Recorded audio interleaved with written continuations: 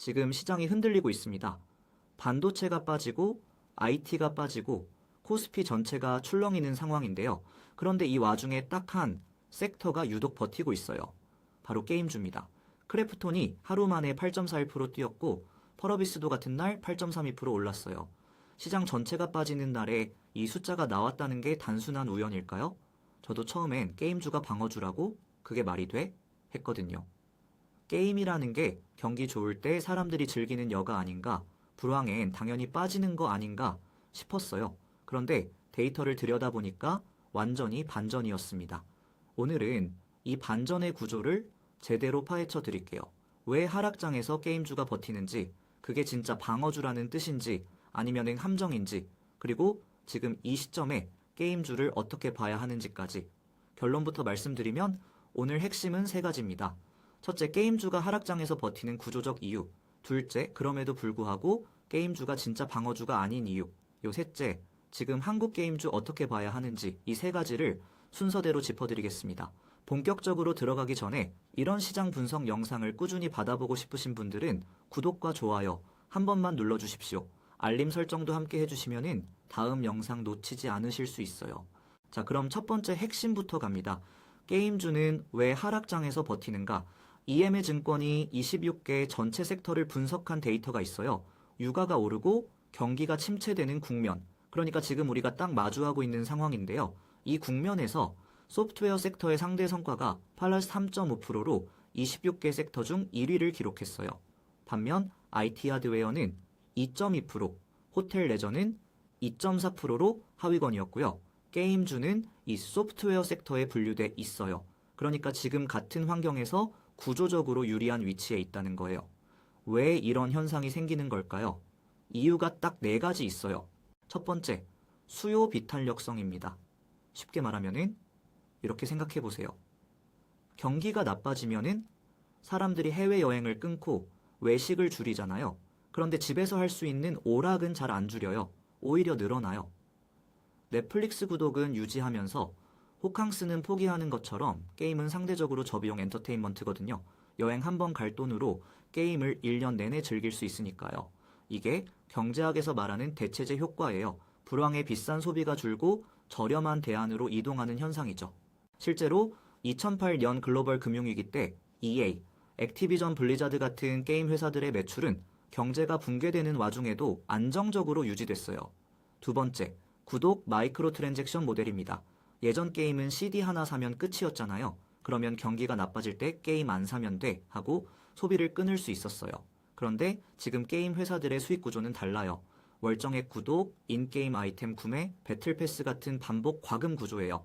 마치 핸드폰 요금처럼 매달 자동으로 빠져나가는 구조인 거죠. 한번 게임에 빠진 사람은 경기가 나빠져도 쉽게 안 끊어요. 이미 투자한 캐릭터와 아이템이 아까우니까요. 이게 매출 충격을 완충해주는 핵심 구조예요. 세 번째, 클라우드 게임과 디지털 전환입니다. 클라우드 게임 시장이 연간 28.1%씩 성장하고 있어요. 고사양 PC나 콘솔 없이도 스마트폰으로 게임을 즐길 수 있게 되면서 진입 장벽이 확 낮아진 거예요. 전체 게임 시장은 2026년 기준 약 205조 원 규모로 예상되고 2030년까지 꾸준히 성장할 거라는 전망이에요. 시장 자체가 커지고 있으니까 개별 기업들도 파이를 나눠 먹을 여지가 생기는 거죠. 네 번째, 섹터 로테이션입니다.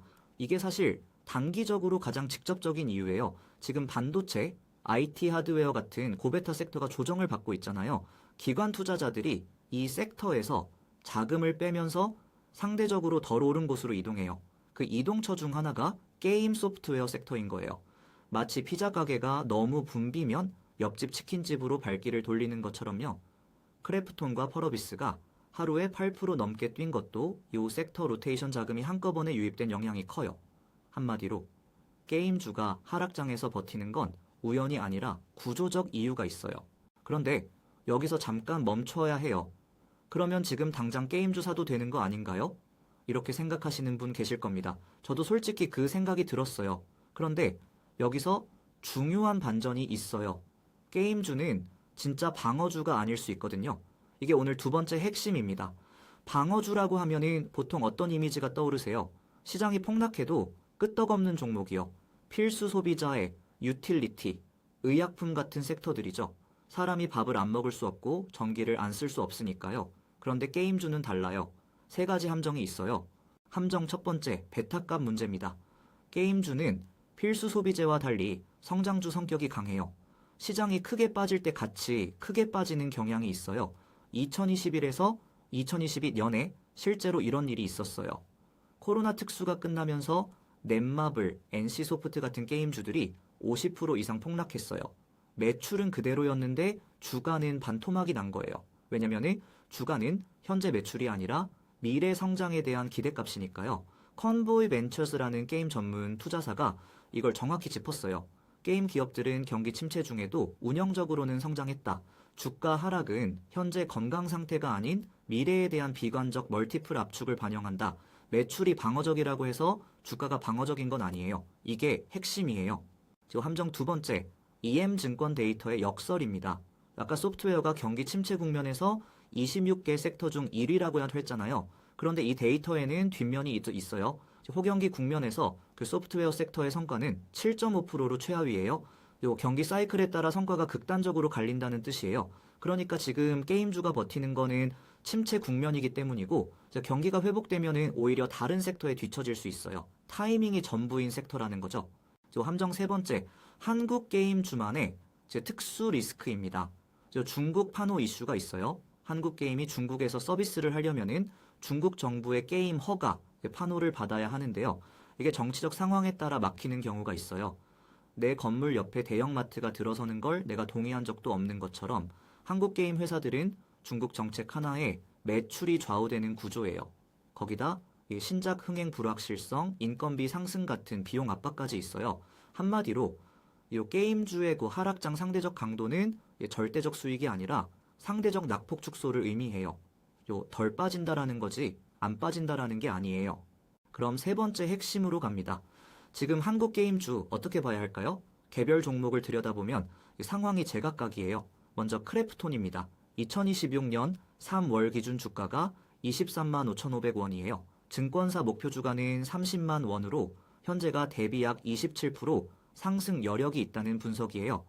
크래프톤의 강점은 PUBG라는 글로벌 IP예요.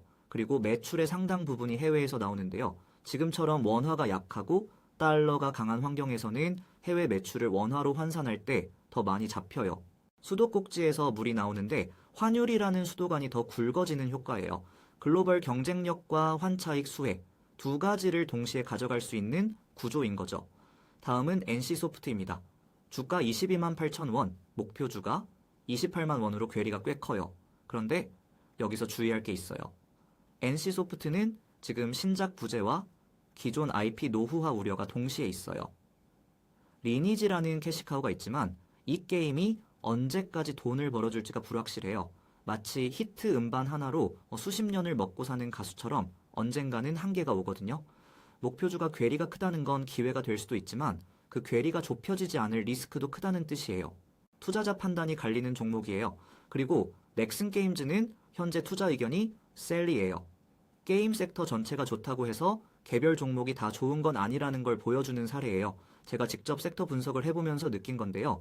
게임 섹터 전체를 하나의 바구니로 보는 건 위험해요. 크래프톤과 넥슨 게임즈가 같은 섹터에 있어도 투자 판단은 완전히 반대가 될 수 있거든요. 지금 시장 맥락도 짚어드릴게요. 코스피는 5,500에서 6,600포인트 박스권에서 등락을 반복하고 있어요. 광통신, 우주항공 같은 테마가 시장을 주도하는 가운데 게임 테마는 순환매 관점에서 다음 주도 테마 후보로 거론되고 있어요. 1개월 기준으로는 7.98%로 부진했지만 최근 1주일은 20.02%로 단기 반등 시도가 나타나고 있고요. 이걸 어떻게 해석해야 할까요?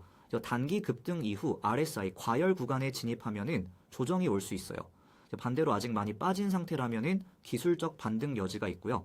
중요한 건 단기 급등에 뒤늦게 올라타는 게 아니라 구조적 이유를 이해하고 자신만의 판단 기준을 갖는 거예요. 여러분이 지금 게임주를 보고 있다면 어떻게 하겠어요? 저는 처음에 다 같이 오르겠지 하고 섹터 전체를 막연하게 봤거든요. 그런데 데이터를 보고 나니까 종목마다 완전히 다른 이야기를 하고 있더라고요. 게임주 투자는 섹터 이야기가 아니라 개별 기업 이야기예요. 한마디로 지금 게임 섹터는 기회와 함정이 공존하는 구간이에요. 오늘 내용 정리해 드릴게요. 하락 장소 게임주 핵심은 세 가지였어요. 첫째, 게임주는 구조적 이유로 하락장에서 버팁니다.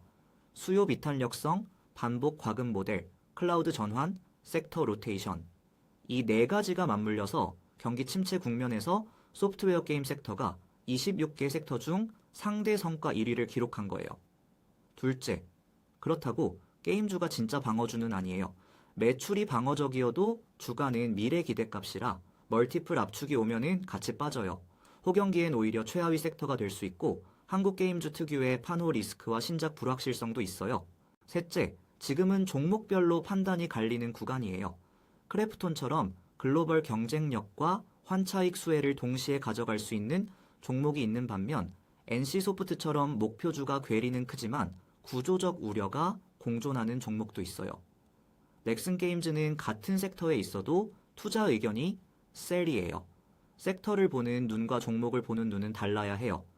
게임주의 상대적 강도는 기회의 신호이지만 그것만 믿고 무작정 들어가는 건 위험해요. 구조를 이해하고 개별 기업의 펀더멘털을 확인하고 자신의 투자 기준을 세우는 게 먼저예요. 오늘 영상 어떻게 보셨나요? 하락장에서 게임주를 어떻게 보시는지 여러분의 생각을 댓글에 적어주시면 다음 영상에 반영하겠습니다. 오늘도 끝까지 봐주셔서 감사합니다.